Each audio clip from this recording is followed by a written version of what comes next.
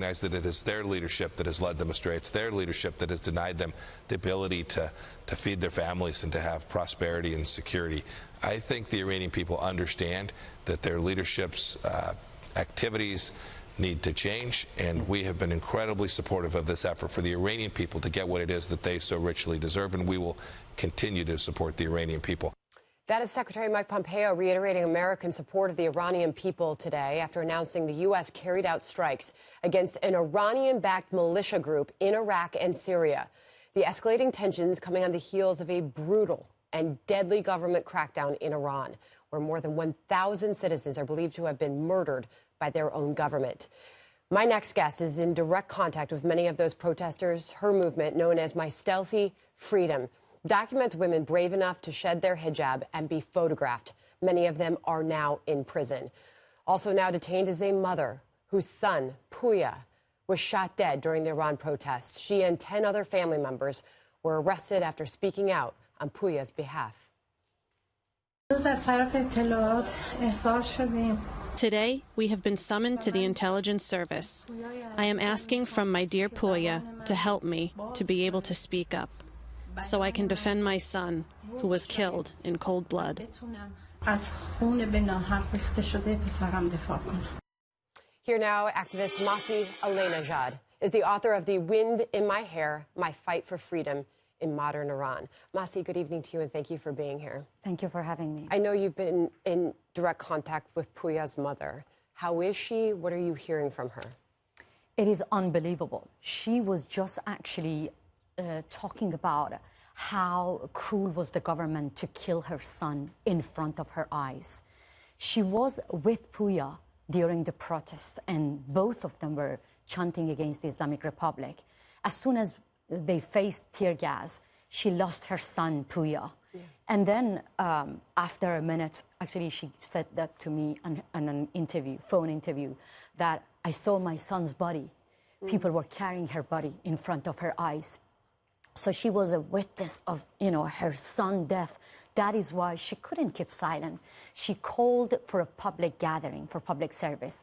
And that is why the government first summoned them, interrogating them for 3 hours. Puya's mother, Nahid, and Manucher, Puya's father, both of them were interrogated. And that video actually you showed was just before going to interrogation. And then they refused to cancel the public service. What happened? The government arrested them, the mother and father, and at least 11 family members of Puya to keep them silent. And now she's being detained, as are many others, including a member of your own family. Yes, this is called hostage-taking. The Islamic Republic, according to Reuters, killed 1,500 people in 3 days. It's a massacre. And then they don't even allow the family to go and mourn, to cry for justice. So they take the family members hostage like they did as, my brother. They arrested my brother. Why? Because I am the only one right now going to CNN, to Fox News, to different media and speaking up. Because these are the family giving me the chance to be their voices. And I haven't interviewed the family of many protesters who got killed, shot in their head, shot in their chest. Why? Because they want free Iran. Because they're fed up with Islamic Republic. Because they say no to Islamic Republic. Because they take to the street and saying that while we are, suffering from not having money, why you send money to Gaza, to Syria, to Lebanon, to Yemen, to Iraq? And that is why the government killed them in the streets. Secretary of State Mike Pompeo putting out a tweet saying this, and this was Christmas Eve. The U.S. strongly denounces the arrest of Puya's parents and calls for the immediate release. It's time for the international community to stand together with the Iranian people and hold the regime accountable. What do you want to see in terms of actions and words from the international community, Masih? To be honest, the second when I walk out from the studio, maybe you forget the situation. But I am in touch with the people and my heart is broken because the international community did nothing, just empty words.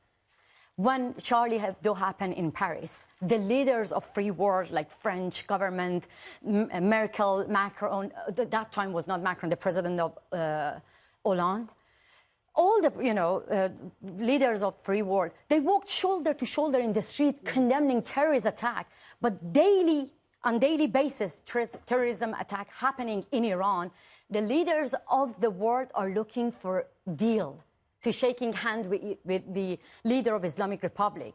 So that breaks my heart, because the massacre happened, and what I see, the European Parliament condemn, both sides condemn the violence from people. What kind of violence from people? 1,500 people got killed, and Federico Mogherini made a statement and condemning the violence from people of Iran?